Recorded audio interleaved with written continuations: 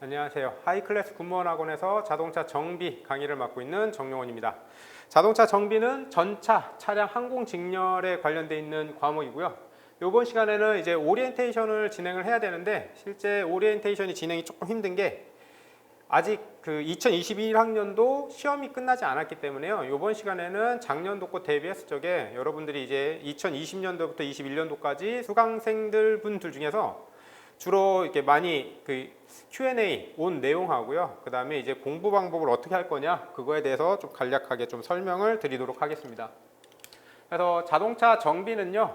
정비에서 오늘 말씀드릴 거는 시험 과목이 어떤 거냐, 그 다음에 직무는 뭐냐, 그 다음에 응시할 수 있는 자격 조건, 그 다음에 선발 인원하고 합격선, 그 다음에 정비와 공학의 차이점, 그 다음에 아마 제일 좀 궁금해 하시는데 요거 Q&A 관련된 것들부터 시작을 해서 공채 점수, 그 다음에 합격을 위해선 반드시 해야 될 거랑 저랑 같이 1년 동안 하시면서 마지막에 이제 정비 커리큘럼은 어떻게 할 것인가에 대해서 설명을 좀 드리도록 하겠습니다.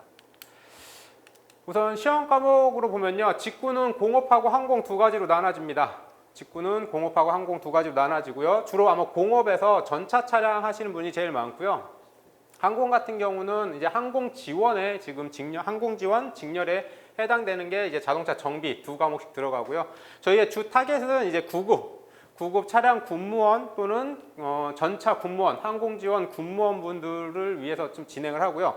간혹 가다가 7급 문의가 오시는 분들도 있는데요. 7급 같은 경우는 항공에서는 자동차 공학이 하나가 더 추가가 되는 거고요. 9급에 플러스 그다음에 전차 차량에서는요. 내연기관인데요. 저희가 내연기관이라고 해서 뭐 더 많은 뭐 계산 공식이 있거나 또 뭐 새로운 거를 공부하는 게 아니라 저희가 공부했었던 엔진 파트에서 좀 더 폭넓게 나온다라고 아마 보시면 될 겁니다. 그래서 저희의 근데 주 타겟은 9급으로 가는 거고 업무로 보면은 이제 전차, 차량, 항공지원 이렇게 나눠지는데요. 우선 전차나 차량 쪽으로 먼저 합격하신 분들하고 얘기하다 보면요. 여기서는 뭐 전차 같은 뭐 차량, 장갑, 부품 제작, 조립, 정비, 뭐 내연기관, 외연기관, 조립. 그다음에 차량도 마찬가지로 건설 장비, 육상용, 뭐 엔진, 부품 생산, 조립, 정비 업무라고 되어 있는데요.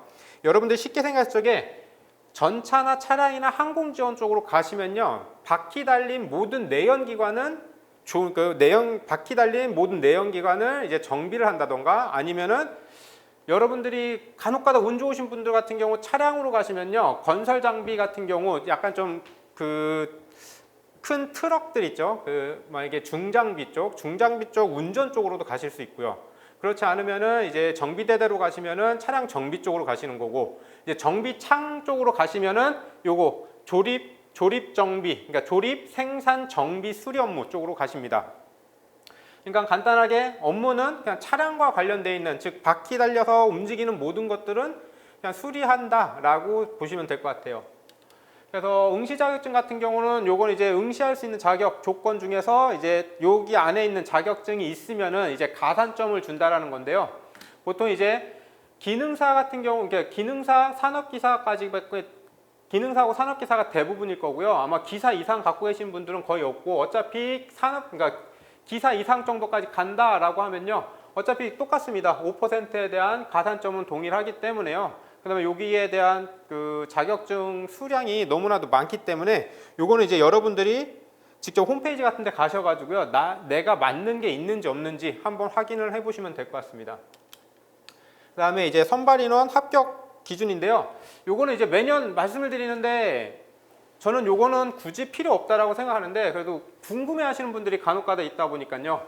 그래서 차량하고 전차 같은 경우 차량하고 전차만 지금 해왔고 왔고요. 9급 기준으로 봤습니다. 9급 기준으로 보면은 과거에는 워낙에 선발 인원 자체들도 없고요. 지원자들도 많이 없었기 때문에 점수대가 매우 낮았었는데 2020년도 그러니까 작년 그러니까 19년도부터 보면은 점수대가 그래도 60점대. 어떻게 보면은 저희 자격증 시험하고 비슷하죠. 자격증 시험하고 비슷하다가 작년부터는 조금 점수대가 올라오긴 시작하는데요. 이게 이제 70점에서 이제 한 70점 전후반 정도가 나옵니다. 근데 여기 있는 점수자는 단순히 필기시험의 점수가 아니라 필기시험 같은 경우는 보면은 저희가 1.5배수 정도를 뽑습니다.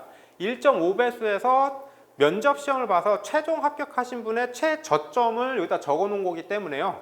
요것보다는 다소 높다라고 여러분들은 보셔야 되는 거고요. 근데 전차 같은 경우는 워낙에 뽑는 인원들도 없고 지원 자체가 거의 없기 때문에 점수대는 좀 더 낮습니다. 점수대는 매우 낮아가지고 어쩌면은 처음 만약에 군대에서 내가 주특기를 전차 쪽으로 하셨다라는 분들은요, 전차 쪽을 공략해 볼 만한 것도 되게 좋은 것 같고요. 그렇지 않으신 분들은 이제 처음이시다라는 분들은 이제 대부분 차량 쪽으로 이제 공략을 하시는 게 맞겠죠. 그다음에 이제 점수에 관련된 건데요. 경쟁률 같은 경우도 뽑는 인원이 적으면 당연히 경쟁률은 높아집니다. 근데 계속 가면서 점점 뽑는 인원들이 늘어나요. 그래서 올해 같은 경우는 대략 한 1000명 정도가 뽑는 거죠. 1000명 정도로 뽑고 그 다음에 이제 중복 지원이 불가능하기 때문에 올해 같은 경우는 대략 차량이 올해는 이제 한 2.5대 1, 한 2대 1, 2에서 2.5대 1 정도 나왔습니다. 그래서 그 정도로 이제 경쟁률이 확 떨어졌고요. 그다음에 인원도 1000명 가까이 뽑기 때문에 대부분은 아마 한 3분의 1 이상은요, 한 6개월에서 한 8개월 이상 준비하신 분들인데요. 근데 절반 이상은요, 저희 학원 기준으로 봐도 한 50%, 그러니까 절반 이상은 이제 준비 기간이 한 2, 3개월 정도밖에 안 됩니다. 그렇기 때문에 아마 2021년도에 예상하는 거는 훨씬 더 작년보다 좀 낮아지지 않을까라고 판단을 하고 있고요. 그래서 올해 같은 경우 합격 점수는 그냥 말 그대로 꽈락만 면해도 합격할 가능성은 있다라고들 합니다. 근데 너무 그것만 믿고 가셨다가 이제 면접 같은 데서 이제 불합격을 받으실 수 있으니까, 그렇다고 너무 점수대가 낮으니까 그냥 무조건 지원보다는요, 여러분들이 그래도 어느 정도 계획을 세워놓고 진행을 하시는 게 좀 나을 것 같고요. 그러면 이거 전차니까 요거는 요것도 뭐 크게 전차는 대부분 지원하시는 분이 없기 때문에요, 크게 요거는 보실 필요가 없다라고 저는 보고 있고요. 그 다음에 아마 여러분들이 제일 궁금해하기도 하고요, 제일 많이 문의가 오는 겁니다. 정비하고 공학하고 도대체 차이가 뭐냐? 이게 제일 많은 질문을 받고 있고요. 그다음에 처음에 시작할 적에 열이면 열 다 물어보는 게 요 차이입니다. 정비하고 공학하고 무슨 차이냐? 어떻게 공부해야 되냐? 근데 합격을 하신 분과 불합격을 하신 분들하고 얘기를 하면요, 불합격을 하신 분들은 여전히 정비와 공학의 차이를 못 느끼십니다. 정비와 공학의 차이를 계속해서 물어보세요. 근데 합격하시는 분들하고 얘기하면요, 정비하고 공학하고 처음에 어떤 차이가 있냐라는 걸 물어봤다는 게 좀 창피하다. 그러니까 말 그대로 정비하고 공학은요, 동일하다라고 봅니다.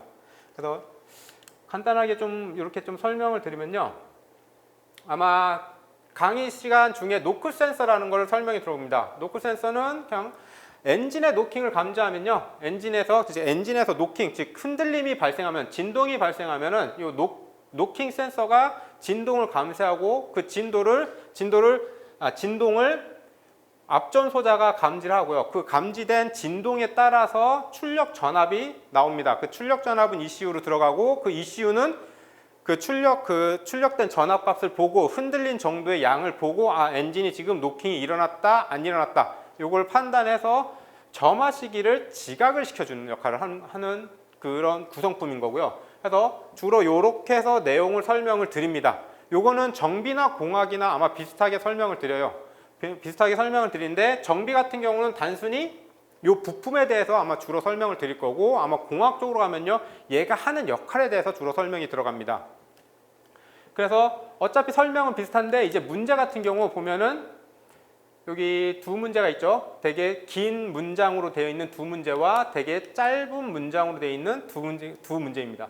그래서 이 문제만 보면은 첫 번째 문제는 전자제어 가솔린 엔진 노크 센서에 대한 설명으로 맞는 것은, 그 다음 노크 센서에 대한 설명이다. 맞지 않는 것은, 말 그대로 하나의 센서, 즉 요 노크 센서에 대한 설명으로 올바른 것은, 노크 센서에 대한 설명으로 틀린 것은이라고 물어보는 거죠.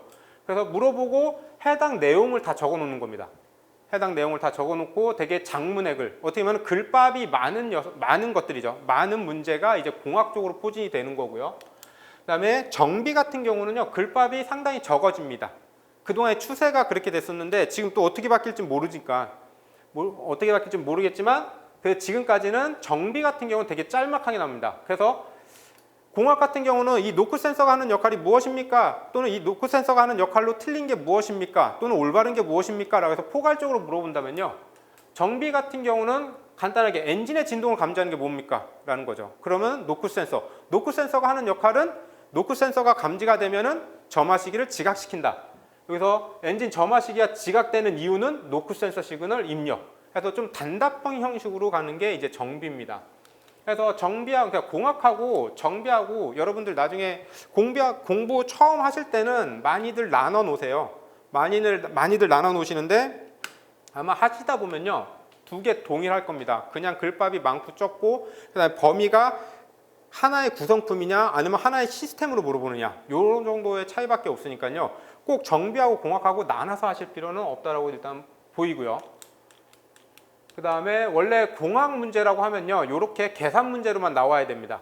그래서 계산 문제로만 나와야 되는데 이런 거 같은 경우는 이제 지시 마력을 구하는 거죠. 지시 마력을 구하는 거 또는 이론 연료율을 구하는 거 이런 게 나와줘야 되는 게 맞는데 저희가 여러분들이 시험 보러 가실 적에 보면은 계산기를 들어갈 수 없습니다. 계산기를 갖고 들어갈 수 없기 때문에요. 여기서 보시면은 여기 다른 건 괜찮은데 이제 자승이 나오거나 0.785 소수점 이하 부분이 나옵니다. 그 다음에 자승이 나오는 거고요. 그 다음에 이론 연료율에는요. 여기 또 카파 마이너스 1이라고 해서 보통 카파는 1.3 정도 나옵니다. 1.3, 1.4 정도 주고 카파 마이너스 1하면은 그냥 말 그대로 x 값에 뭐 자승 0.3 요거를 손으로 계산한다는 거는 거의 불가능하기 때문에요. 공학에서는 이렇게 나와야 될 계산 문제들이 대부분 빠져버립니다. 빠져버리고 주로 공학이라고 해서 계산 문제라고 해서 나와봐야 여러분들이 이제 초등학교 때 배웠던 원의 면적과 원의 최적만 구할 수 있으면은 이제 대부분 계산이 가능한 이제 압축비라던가 아니면은 분당 배기량 또는 그냥 전총 배기량 아니면은 실린더당 배기량 정도만 물어봅니다. 그래서 간단하게 그러니까 말 그대로 정비나 공학에서 문제가 나와도 매우 간단한 문제가 대부분이기 때문에요. 요거 이게 문제 풀이를 할 적에 이런 문제가 나오면은 요 문제를 죽어라 푸시는 것보다는요. 이런 공식들만 외우시면 됩니다. 그래서 이런 공식들 같은 경우는 공학에서도 충분히 나올 수 있고요. 정비에서조차도 나올 수 있습니다. 간단하게 만약에 배기량 구하는 공식 같은 경우도 간단하게 낼 수 있는 거고요. 만약에 여기서도 이론 요만큼만 요 정도만 보셔도 요거는 지금 오토사이클의 이론 열 효율을 구하는 거고요. 보통 이런 거 같은 경우는 정비 쪽에서 주로 많이 다루고 공학 쪽에서는 사바테 사이클 요거 전체적인 내용을 많이들 다룹니다. 그래서 이런 계산 공식은 계산에 관련된 건요. 여러분들이 직접 계산기 갖고 하시는 것보다요. 그냥 이런 계산 문제 같은 거 나오면은 나올 때마다 그냥 간단하게 그 문제 요 공식들만 보시는 게 좋을 것 같아요. 그리고 다음에 아마 Q&A 중에서 요거는 이제 작년에도 나왔었던 거예요. 그러니까 재작년부터 몇 년 전부터 계속 물어보는 내용이 다 똑같습니다. 여기에서 벗어나는 경우는 없어요. 벗어나는 경우가 없고 제일 많이 왔었던 게 비전공자인데 가능할까요? 라고 되어 있습니다. 그래서 비전공자 같은 경우는요. 단기간에는 좀 솔직히 힘들어요. 한 3개월, 4개월 동안에 해서 합격한다라고 하면요. 엄청난 노력이 필요하신 거고요. 보통 한 6개월 정도 6개월에서 한 9개월 정도로 해서 플랜을 짜가지고 이게 어느 정도 설명을 드리는 거가 있고요. 네, 학원 기준으로 보면요. 비전공자분들이 합격률이 더 좋습니다. 그 다음에 비전공자분들이 오히려 점수대가 더 높은 거죠. 그리고 요거 이제 점수 체계 요거 비전공자인데 이게 점수 관리하는 거랑 요거 비전공자 3번 점수 관리하는 거는 바로 이제 다음 PPT에서 좀 진행을 하고요. 2번 같은 경우 여성 지원자 합격이 가능한가요? 해서 초기에 여성 지원자들이 계속해서 연락이 옵니다. 그래서 저도 있다라고는 들어봤는데 제가 직접 확인은 못 해봤어요. 거기서 일하시는 분은 확인하지 못했는데 제가 요거 저번 주에 그 회의가 있어서 지금 다른 대학을 가가지고 좀 회의를 했는데 하다가 군무원 얘기가 나왔습니다. 군무원 얘기가 나왔는데 저도 제가 보진 못했지만 타 대학교 자동차과 여학생 중에서 일부 학생이 군무원에 최종 합격했다는 얘기를 하시더라고요. 그래서 여성 지원도 충분히 가능합니다. 여성 지원자들도 충분히 합격이 가능하시고요. 근데 아마 요거 그 여성 지원자들 같은 경우 합격을 하시려면요. 기본적으로 이제 나는 여성이니까이라는 생각보다는 그냥 나는 동일한 사람들이니까, 동일한 정비사니까이라는 기본적인 마인드로 아마 준비를 하시면은 좀 될 것 같고요. 점수 관리는 조금 이따가 설명드리고 산업기사 취득했는데 합격 가능할까요? 라고 물어보시는 분들은 요거는 주로 전공자분들이 대부분 물어보습니다. 저는 산업기사 합격했고 산업기사를 갖고 있습니다. 그러면 합격하지 않을까요? 라고 해요. 그러니까 이런 분들한테 약간 난이도 있는 문제 잠깐 보내드려 보면은 대부분은 꽈락 많이 나옵니다. 또는 그러니까 학원에서 진행하는 월말고사 같은 거 봤을 적에 대부분 요거 물어보시는 분들은 대부분 꽈락 한두 번씩은 나옵니다. 그만큼 산업기사를 내가 취득했기 때문에 나는 합격할 거다라는 아니란 생각을 늘 갖고서 들어오시는지 몰라도 대부분들은 점수대 매우 낮아요. 오히려 비전공자분들하고 비슷한 점수대 나오시는 분들도 생각보다 많습니다. 그래서 이제 산업기사 취득했다고 합격하느냐 해서 무조건 합격은 안 하는 거고요. 무조건 합격은 힘들고요. 그 다음에 산업기사 취득을 한다는 거로 산업기사는 60점 만점, 60점만 넘으면은 일단 합격선이기 때문에요. 요거는 이제 근데 군무원은 60점 이상이 아니라 이제 상대평가죠. 내가 몇 등에 들어가느냐 이기 때문에요. 뭐라 장담하기는 힘듭니다. 근데 분명히 산업기사를 취득하신 분들은요. 조금 더 유리하신 면은 있습니다. 그래서 너무 산업기사가 있으니까 나는 합격할 수 있다라는 생각보다는요. 나는 산업기사가 있기 때문에 나는 가산점이 그냥 부여가 된다라고만 하시고 목표 때는 또 동일하게 잡으셔야 될 겁니다. 그리고 점수관리인데요. 점수관리 요거는 2020년도에서 21년도에 저랑 같이 공부하셨던 실강생들 기준으로 요거 점수를 지금 갖고 왔고요. 작년까지만 해도 1단계, 2단계, 3단계 정도로만 나눠놨었는데 지금 보니까 4단계 정도까지 나눠지는 게 맞겠더라고요. 그래서 처음에서 들어와서 보면은 요거 이제 목표 점수긴 한데요. 요거 비슷하게 점수대가 대부분들 나옵니다. 그래서 처음에 들어오시면은 요건 이제 비전공자분들입니다. 비전공자분들 오시면은 대부분은 정비하고 공학은요 꽈락 나와요. 근데 국어는 어느 정도 하셨기 때문에 근데 이제 기계 계열의 전혀 다른 쪽 기계 계열을 하셨던 분들은 국어조차도 낮아지긴 한데요. 대부분들 비전공자분들은 국어는 생각보다 처음 나온 점수가 정비나 공학보다는 좀 더 높게 나옵니다. 좀 더 높게 나오고요. 그래서 공부하실 적에 제 처음에 오시면은 딱 얘기를 합니다. 정비하고 공학은요 까먹지 않을 정도로만 일주일에 하루 정도씩만 하시라고. 그 다음에 나머지는 국어에 거의 몰빵입니다. 국어에 몰빵해서 국어 점수가 일단 기본적으로요. 국어는요 최소 60점 이상이 유지가 돼야 됩니다. 요거 이하로 만약에 떨어진다라고 하면요 꽈락 실제 시험 보실 적에 꽈락 40점 이하로 나올 수도 있어요. 40점 이하, 즉 국어가 흔들리게 되면은요 나머지 부분에서 보통은 하실 적에 뭐 나는 국어를 40점 맞고 정비공학을 100점을 맞을 거야. 그래서 나는 240점에서 평균 80점일 거야. 이렇게들 계산을 하시는데 여러분들 아마 문제 계속 푸시다 보면요 요게 100점 나오시는 분들 거의 없습니다. 1년에 한 분, 두 분 정도인데 요거 연속으로 100은 없고요. 잘 나와야 192 또는 196 뭐 이런 식으로밖에 안 나옵니다. 근데 이런 분들 같은 경우 국어 점수는요 40점이 아니라요 대부분 국어도 한 7, 80점대로 높습니다. 근데 국어 난 40만 맞고 얘네들을 잡을 거야 라고 하시는 분들 결국 보시면요 얘네들 80점대도 간신히들 나오세요.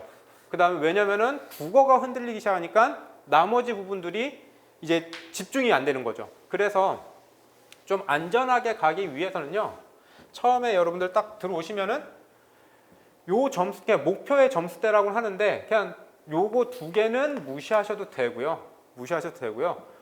우선 국어 점수만요 60점 이상 무조건 만들어 놓으셔야 됩니다. 60점 이상 만들어 놓고 국어는 60점 이상 만들어 놓고 난 다음부터는요 아마 2단계 이후겠죠. 만들어 놓고 한 70점 정도까지 올라가면요 국어에 대한 공부 일수를요 좀 줄여주는 겁니다.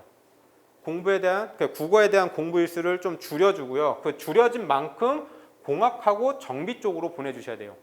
공학하고 정비 쪽으로 보내주셔서 이때부터는 국어가 대략 한 60 이상 70점대가 되면요 국어는요 계속 가도요 70점대 살짝 넘어갔다 왔다 갔다 합니다. 여기서 내가 국어를 좀 더 한다 아니면 이제 한자를 더 한다 문법을 더 한다 라고 하면요 한 10점 정도씩은 더 올라갑니다. 10점 정도는 더 올라가서 뭐 한 80점대까지도 보시는데요 대부분들은요 70에서 80 사이 요 사이에 다들 포진이 됩니다. 근데 이것도 국어를 놓는 순간 이렇게 밑으로 떨어지기 때문에요. 그래서 국어는 그러니까 최소한 이틀 이상씩은 무조건 하셔야 돼요. 워낙 국어도 범위가 크니까. 그다음에 정비하고 공학 같은 경우는요. 국어 점수가 70점 이상, 60점 이상, 70점 이상이 만들어졌다 하고 공학하고 여기 정비 쪽에 더 많은 시간을 투자하면은 공학하고 정비는요. 기본적으로 보통 한 70점 정도요. 한 70점 두 개 다 포함해서 70점 정도까지 땡겨 올리는 데는 대략 한두 달 정도면 충분합니다. 한두 달 정도면 충분하고요. 그래서 이때 이제 공학하고 정비 쪽에 이제 시간을 포진을 더 하는데 공학하고 요거를 동일하게 배치하는 것보다는요. 정비 쪽에 좀 더 힘을 쏟는 게 맞습니다. 정비 쪽은 기본서 저희 기본서 기준으로 해가지고요. 기본서 기준으로 해가지고 이론 정도만 빠삭하게 이론 정도만 좀 더 많은 시간을 투자를 하고 공학은 또 어떻게 공부할까라고 하는데 이것도 어차피 공부 방법은 동일해요. 근데 대신 공학은 생각하면서 좀 하시라고 많이들 얘기를 할 겁니다. 그래서 공학을 포진하는 시간은 좀 더 낮게 되는 거죠. 그리고 나서 이제 점수에 대한 평균 점수가 나오고 나서 이제 4단계 정도 진입하면요. 뭐 여기서는 국어 3일, 공학 2일, 정비 1.5일 이렇게 놨는데 상황에 따라서 거의 비슷하게 일단은 그 공부하는 날짜를 좀 맞춰 놓으셔야 될 거고요. 그리고 아마 휴식 관련돼서 일주일 동안 공부하시는데 처음에 하실 때 여기서 7일 내내 공부하시잖아요. 그러면 7일 내내 공부하시면은 대부분들 지쳐서 쓰러집니다. 그래서 처음에 내가 점수 일부분 올릴 때까지는요. 일주일에 하루 정도는 충분히 휴식 가셔야 되고요. 그 다음에 점수를 어떻게 보면 밑바닥이죠. 밑바닥에서 어느 정도 안정권까지 충분히 끌어올릴 때까지는요. 휴식은 제로입니다. 일주일 내내입니다. 하루도 쉬지 않고요. 만약에 하루 쉬었다 그러면 쉰 만큼 다음날 더 얹혀서 공부를 하셔야 돼요.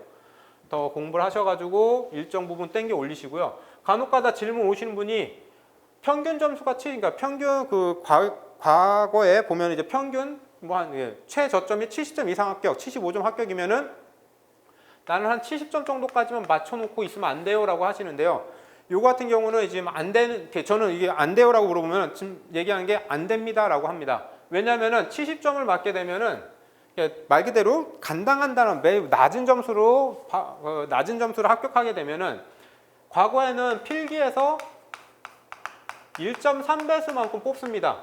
그리고 나서 요거 필기 점수 안 보고 면접이죠.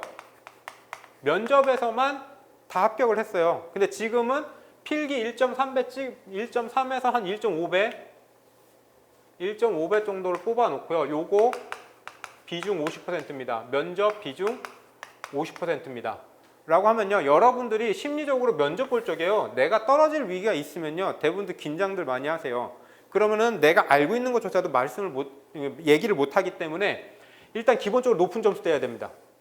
필기 쪽에서 점수가 높아야지 면접에서 내가 실수를 해도 충분히 커버가 되고요. 내가 필기 쪽 점수가 높으면은 면접 볼 적에 나는 그래도 상위권에 들어가 있기 때문에 내가 완전히 뻘짓거리 하지 않는 이상, 내가 헛짓거리 하지 않는 이상은 나는 합격할 수 있어 라고 하면요. 오히려 긴장이 덜 되는 거죠. 그래서 오히려 합격률이 더 좋아질 겁니다. 그래서 저희의 평균적으로 보면은 목표치는 이렇게 뭐 84, 92, 88인데 대부분들은 국어는 80 이상이고요. 정비공학은 90점 이상입니다. 90점 이상이면 얘 92, 이것도 보통 92라고 하는데 공부 열심히 하시는 분들은요. 정비 같은 경우는 대략 한 96에서 100점 정도가 계속해서 늘 나옵니다. 그래서 요거는 여러분들이 요거를 보시고 그러니까 공부하는 일수 이렇게 좀 그러니까 요거 딱 국어가 4일이라고 해서 내가 4일 공부하고 공학 하루다 해서 하루가 아니라 퍼센테이지 정도로 보시면 돼요. 비중이 국어가 제일 높아야 되고요. 그 다음에 국어가 언제까지 높냐? 전체적으로 안정권에 들어올 때까지 60점 이상 해서 60점 이상 되면요. 대부분들 난 60점이면 이 정도면 될 거야 라고 하는데요. 60점 평균 60점 정도 맞으시는 분들 같은 경우는 무슨 문제가 있냐면은 문제가 조금 힘들어지면요. 40점대까지 떨어집니다. 근데 문제가 좀 쉬워도 60점대 초반까지밖에 안 올라가요. 그렇기 때문에 70점 정도까지는 좀 땡겨 올리셔야지 문제의 난이도가 어떻게 나오더라도 그 70점 전후반 정도로만 커버가 가능합니다. 그리고 나서가 이제 대부분 이제 비등비등하게 하는데 이제 정비 쪽하고 공학 쪽에 쏟는 시간들이 더 커지는 거죠. 그냥 말 그대로 만약에 얘가 30%, 한 40% 이런 식으로 포진될 수 있게 하시고 난 다음에 마지막에 4단계 들어왔을 적에는 요거는 거의 한 달 전, 두 달 전 정도에 진행을 할 거고요. 진행을 하셔야 되는 거고, 요거 같은 경우는 이제 동형 모의고사 같은 거 볼 적에 동형 모의고사 같은 거 보면서 여러분들 점수대 체크해서 내가 어디다가 더 비중을 실을 거냐라는 거고요. 요거 요런 기준으로 가시면 되고요. 보통 요거 짤 적에 저는 하루에 8시간 기준입니다. 기본 8시간 기준인 거고요. 올해 초에 실강하신 분들 중에서 약간 좀 아마 그분은 올해 합격을 꼭 하실 것 같은데 약간 좀 괴물 같은 사람이 있었습니다. 그래서 뭐냐면은 비전공입니다. 비전공이었고요. 이 친구가 1월 달인가 2월 달에 들어왔었는데 처음에 시험 봤을 적에 제가 알기로는 국어 전부 다 모든 과목 40점 이하였어요. 40점 이하에서 진짜 어떻게 알려줘야 될지 어떻게 해야 될지 모르겠더라고요. 그래서 이 친구한테 제가 얘기한 게 하루에 12시간 이상 공부해라. 하루에 12시간 이상 공부해라. 그냥 자기는 죽었다 깨나도 12시간을 못하겠다라고 해서요. 이 친구 같은 경우는 12시간 동안 앉아서 유튜브로 봐라. 그냥 앉아서 영상으로 봐라. 아니면 앉아서 12시간 동안 놀아라. 그래서 12시간 있고 그래서 이 친구가 아마 한 달 정도가 일단 앉아있는 거 연습을 했었고요. 그 다음에 한 달 이후에 하루에 12시간 이상 거의 보통 얘기할 적에 이 친구가 컨디션이 안 좋으면 12시간이고요. 컨디션이 좋으면 15시간 정도까지 공부를 합니다. 요때는 이제 밥 먹는 시간 대략 한 1시간 정도 점심하고 저녁 먹는 시간 포함해서 1시간 정도가 들어가는 거고요. 여기에서 제외되는 거는 유튜브 보는 거랑요. 그 다음에 흡연 관련된 것들 요 부분 뺀 겁니다. 그리고 요게 휴식도 15시간 안에 들어갑니다. 그래서 유튜브하고 휴식 흡연하는 것도 요거 12시간 동안 앉아 있으세요 라고 했을 적에 요것도 같이 체크를 했었는데 이 친구가 흡연회에서 보통 한 2시간 정도를 소비했었고요. 유튜브가 그때 체크했을 때 한 4시간 정도가 나왔었어요. 그래서 요 부분을 뺀 나머지 12시간에서 15시간씩 공부한 친구가 있는데 이 친구는 딱 2달 만에 3단계 올라왔습니다. 딱 2달 만에 비전공자인데도 불구하고 그리고 마지막에 동형 모의고사 같은 거 봤을 적에 그 친구가 평균 90점 이상 어느 정도 계속 유지를 했었던 친구입니다. 그러니까 여러분들도 만약에 공부를 하시겠다, 비전공자분이다 라고 하면요.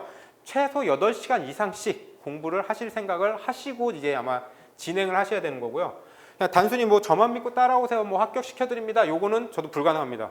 왜냐하면 여러분들 스스로 공부해야 될 게 생각보다 많기 때문에 제가 해드릴 수 있는 건요. 여러분들 이런 거 물어보시면요. 그 상황에 맞춰서 일단 설명을 드립니다. 그래서 최근에도 아마 2달 정도 남겨놓고요. 자기는 여기 뭐 공학이 40점 이하가 나왔었고요. 정비가 한 60점 정도밖에 안 나왔는데 어떻게 공부해야 됩니까? 라고 묻길래요. 아주 간단하게 설계를 해줬던 게 요거 일단 다 무시하고 하루에 인터넷 강의로 돼가지고 저희 기본 강의가 아마 48강 정도가 나옵니다. 요거 4일 이내에 다 들으세요 라고. 그래서 요거 들으실 적에도 1배속이 아니라요 1.3배속까지 높이셔도 여러분들 웬만한 거 다 들으실 수 있으세요. 듣다가 내가 궁금하면요 그때 다시 1배속으로 만들어 놓고 잠깐 들었다가 다시 1.3배속으로 하시면은 4일 안에 가능합니다. 하루에 한 10시간씩만 들으시면요 충분히 다 가능한 시간이기 때문에 요걸 하시면 되는데 한 분은 요거를 하셨고요. 다른 몇 분은 안 하셨어요. 저 힘들어서 못 하겠어요. 일을 하고 뭘 해야 되는데 그것 때문에 시간이 없어서 이렇게 시간을 못 합니다 라고 해서 연락이 오신 분들도 있는데 보면은 이제 그런 분들도 이제 한 달 정도만 지나면요 바로 점수 차이가 여기서 어떻게 보면은 뭐 2단계에서 3단계 차이 또는 1단계에서 3단계 차이 만큼들 많이들 납니다.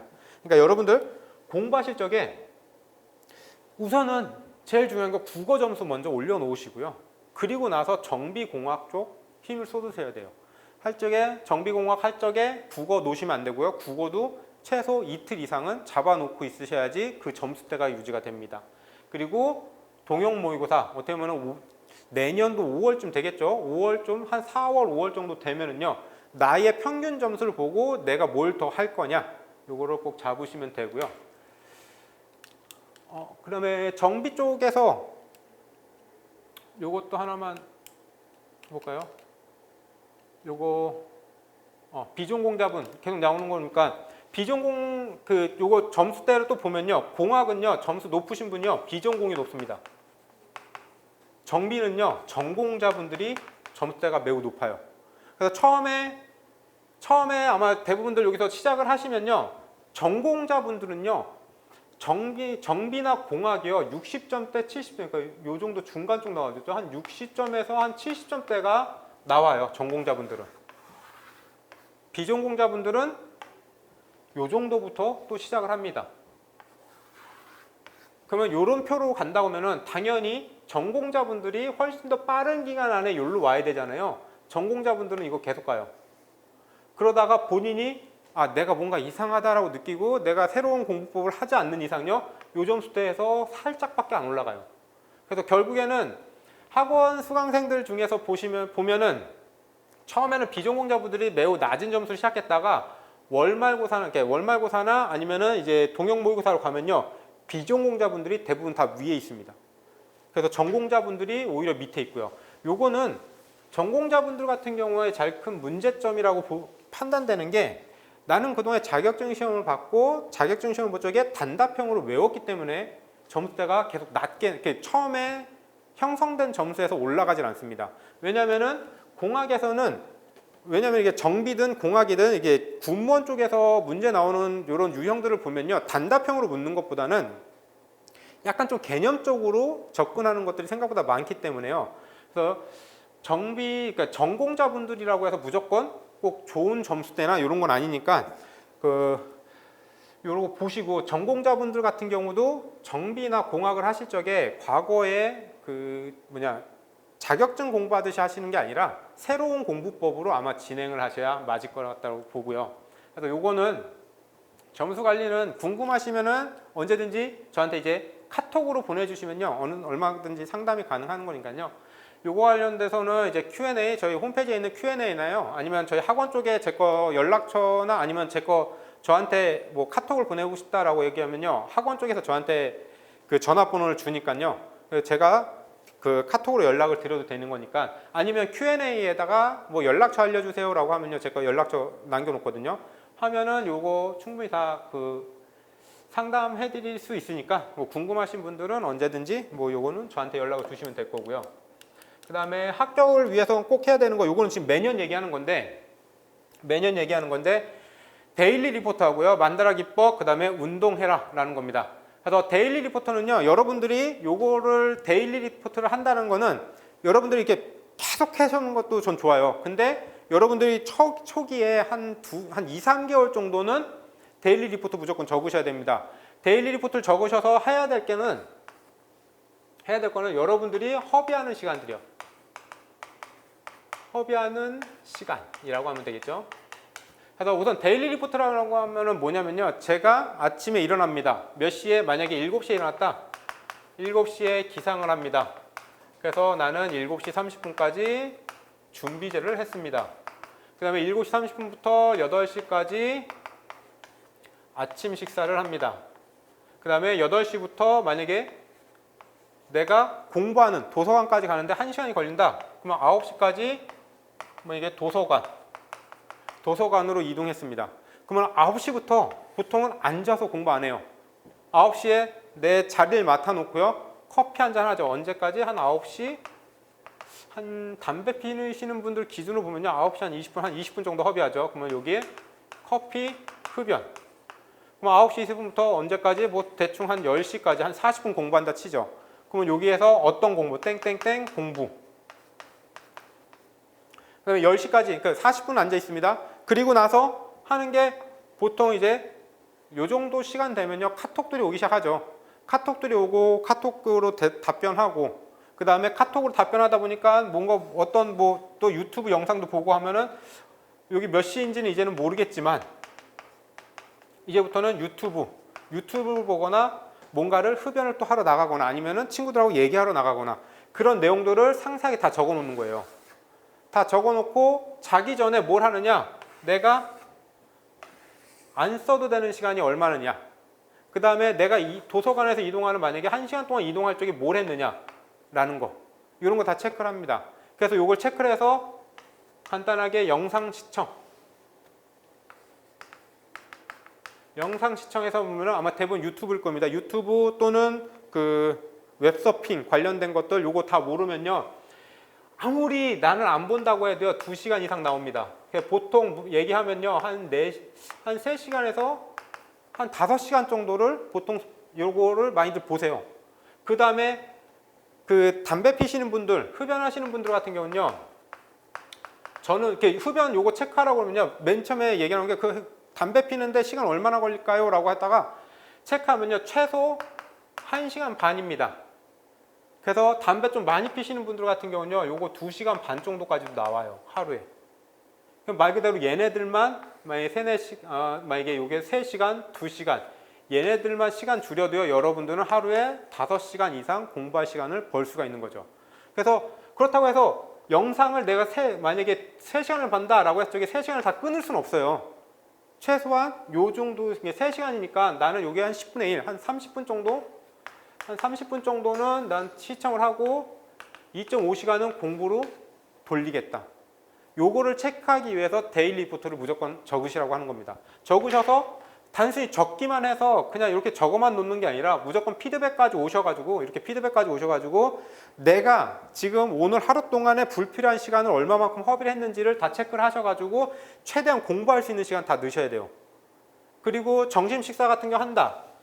식사를 한다 그러면 식사도 내가 그냥 멀리 가서 맛있는 거 드실 수도 있겠지만 그냥 간단하게 한 10분 정도면은 간략하게 간단하게 드실 수 있으니까 10분 정도 드시고 한 20분 정도 휴식하고 그러면 한 30분 정도 식사하고 나서 이제 바로 아니면 이제 만약에 바로 이제 공부를 시작하시던가 아니면 나는 낮잠이 좀 자야 된다라고 하면 낮잠 시간을 아예 넣어 놓으시던가 라고 해서 이 데일리 리포트를 해서 무조건 여러분들 시간 관리 들어가셔야 되고요.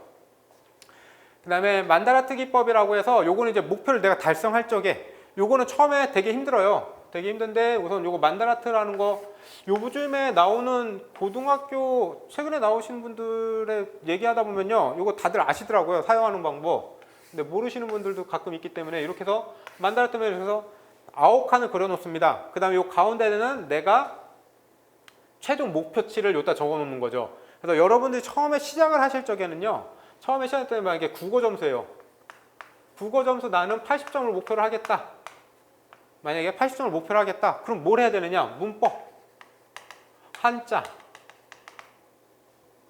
문법, 한자 하고 뭐 기타 등등등 여러 가지 국어를 위해서 뭔가를 해야겠죠. 뭐 책을 읽는다던가 아니면 이제 뭐 고전시를 읽는다던가 이제 그런 내용들을 적어 놓습니다.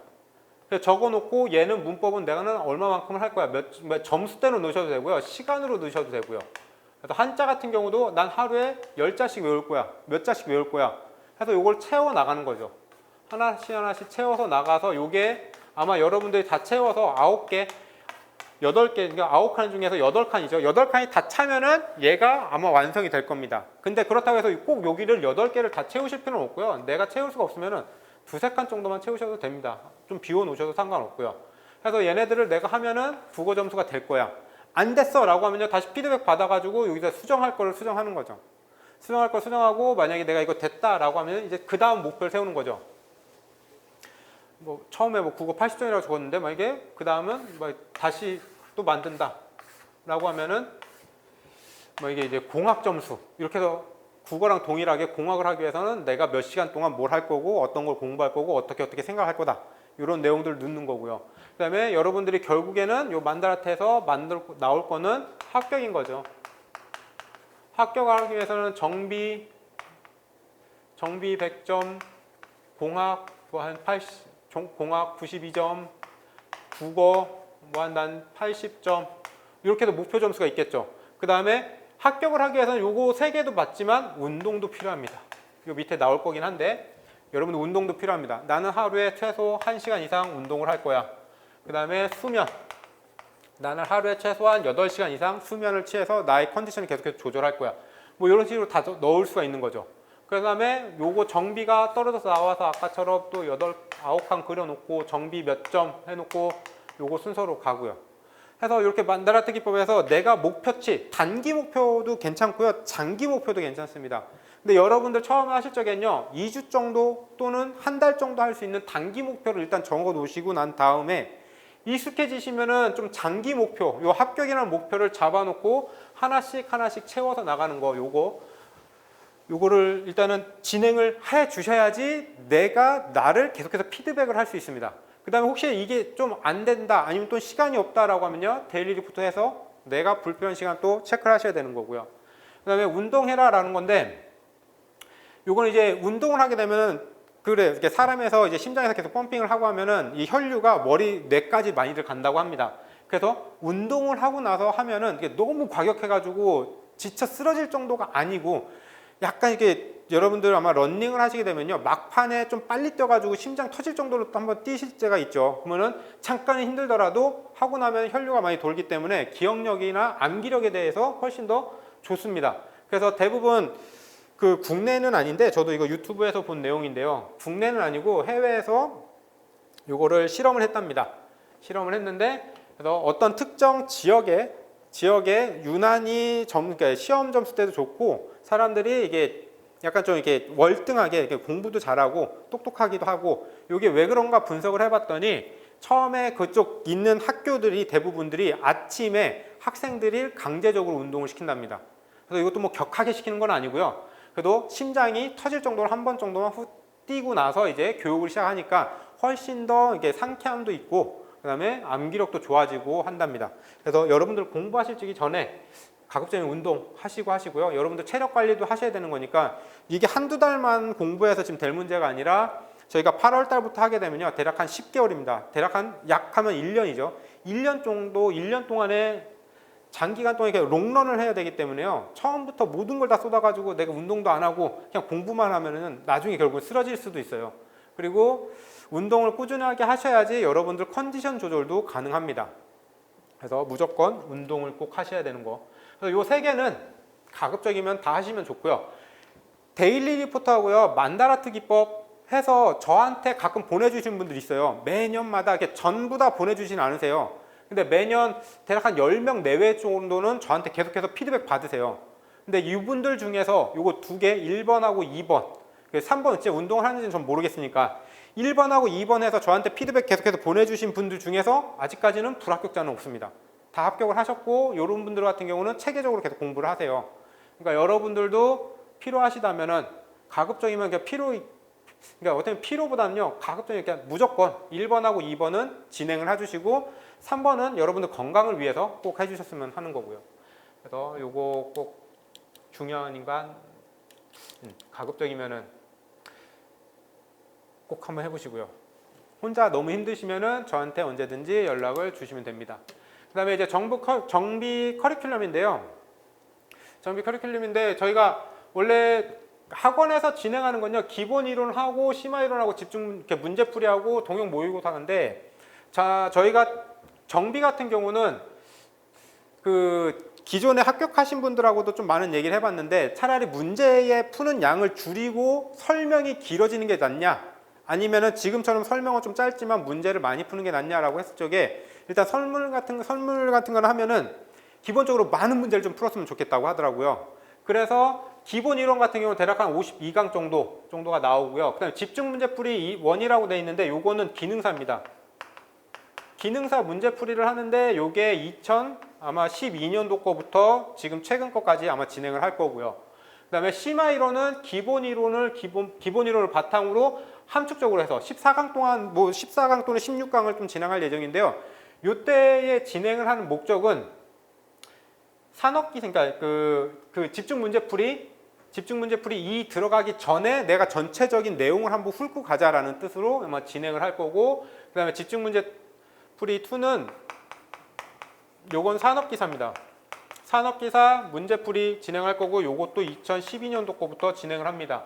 그래서 요거 그러니까 기본 교재 있죠. 기본 교재는 여러분들 아마 구매를 무조건 하셔야 될 거고요. 기능사하고 산업기사는 집중문제풀이 1, 2, 요 두 개는요, 여러분들이 선택적으로 하셔도 됩니다. 그래서 나는 2012년도 거부터 관연도 문제를 다 구할 수 있어 라고 하면요, 굳이 안 사셔도 되고요. 근데 나는 구할 수 없다 라고 하면은 사시는 게 좀 더 유리하실 거고, 요 안에 있는 문제는 보통은 문제 1 있으면 이렇게 1, 2, 3, 4 하면은 밑에 해설이라는 게 나오잖아요. 저희는 요 해설을 다 빼버렸습니다. 문제 1, 문제 2, 문제 3 뭐 해서 문제만 나옵니다. 그 다음에 해설은 기능사에서는 해설을 뺐고요. 산업기사는 해설이 일부 들어갑니다. 일부 들어가고 해설은 뒤편에 들어갑니다. 맨 뒤편에. 그래서 요거 문제 같은 경우, 문제집 같은 경우 요즘에 나오는 문제집 같은 경우 보면은 문제 나오고 밑에 해설 바로 나오다 보니까 내가 이 문제를 풀다가 해설을 잠깐 보고 답을 보니까 답을 체크하고 요게 맞다라고 가다 보니까 내가 이거를 알고선 안 거라고 착각하고 넘어가기 때문에 그래서 이런 걸 좀 방지하기 위해서 밑에 아예 해설을 빼버렸습니다. 해설을 빼버렸고 요 기능사 같은 산업기사 문제 같은 경우는 일반기계공학은 또 풀진 않습니다. 일반기계공학은 풀지 않고 진행을 할 거고요. 그 다음에 이제 동형모의고사는 24강인데 요건 이제 날짜에 따라서요 추가로 더 4강이나 8강 정도는 더 진행을 할 예정입니다. 그 다음에 동형모의고사 같은 경우는 저희가 수업 시간이 50분인데 원래 25분 동안요 25분 동안 시험 보고요. 시험 보고 해서 1교시가 끝나고 2교시 때 한 3, 40분 정도 문제 풀이가 들어가는데 이렇게 해서 하다 보면은 이게 강의 수가 훨씬 줄어들기도 하고요. 그 다음에 문제 푸는 양이 줄어들기 때문에 저희는 요거 할 적에 동형모의고사 할 적에 만약 1교시 50분이다 라고 하면요 정비 같은 경우는요 10분 줍니다. 문제풀이 10분 동안 문제 풀 수 있는 시간 드리고요. 나머지 한 2, 30분 정도를요 문제풀이가 들어갑니다. 그래서 여러분들이 여기 정비 쪽에서 동형모의고사 진행할 적에는 50분 그 강의 시간 동안 아마 10분 동안 25문제 푸실 거예요. 그래서 처음 애들 요를 얘기하면요 25문제 10분 동안 푸세요 라고 하면 이거 어떻게 풀어요? 라고들 처음에는 시작을 하세요. 근데 대부분들 동형모의고사 한 10강 넘어가잖아요. 요거 5분입니다. 5분 이내로 다 풉니다. 5분 이내로 다 풀고 대부분들 90점 이상 한 두세 개 정도 틀리시는 걸로 나오는 평균적으로는 그렇게 나오고 있죠. 그래서 우선 커리큘럼은 이제 8월 달부터 일단 진행을 하고요. 그래서 내년 5월 말일까지 해서 동형모의고사 진행을 할 거고 중간중간 이제 심화 이론 그러니까 참고로 또 심화 이론 같은 경우 교재가 없고요. 필요에 따라서 이제 PPT나 이제 자료 배포로 이제 들어갈 겁니다. 동형모의고사도 이것도 이제 계속 학원 쪽하고는 얘기를 하고 있는데 이렇게 문제집으로 만들어서 내면은 편하긴 합니다. 편하긴 한데 이렇게 해서 문제집으로 만들어서 보내드리면은 문제가 여러분들 그냥 한 번에 다 풀어보세요. 그래서 내 실력이 계속해서 체크가 안 되는 거죠. 그러다 보니까 그래서 지금 그걸 막기 위해서 이건 계속 매 주마다 프린트가 나가는 거고요. 그래서 혹시라도 올해 거 2021년도 거 아니면 작년도 거 미리 거 한번 풀어보신다고 해서 동형모의고사는 가급적이면 풀지 마세요.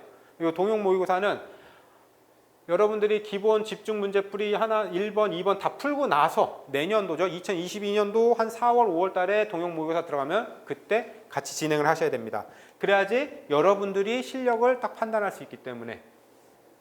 그래서 여기까지 해서 정비 OT나 이제 학습 방법에 대해서 좀 설명을 드린 거고요. 그래서 아까도 말씀드렸다시피 뭐 저를 믿고 따라오세요. 뭐 하이클래스 믿고 따라오세요. 뭐 무조건 합격합니다. 이런 거는 말씀 못 드려요. 왜냐하면 여러분들 스스로 하셔야 되는 부분들이 생각보다 엄청납니다. 그 다음에 여러분들 스스로 견디셔야 되는 것들도 많습니다. 그러니까 여러분들이 만약에 하신다면은 좀 굳은 마음 가지시고 아마 좀 빨리 시작해서 아까 그 1단계부터 4단계까지 있었죠. 그래서 여러분들 차근차근히 밟아가지고 내년 시험 보기 전에는 최소한 90점, 평균 90 이상 나와가지고 좀 편안하게 합격선으로 좀 가졌으면 하는 바람이고요. 이상으로 이제 OT 관련해서 이제 마치도록 하겠습니다.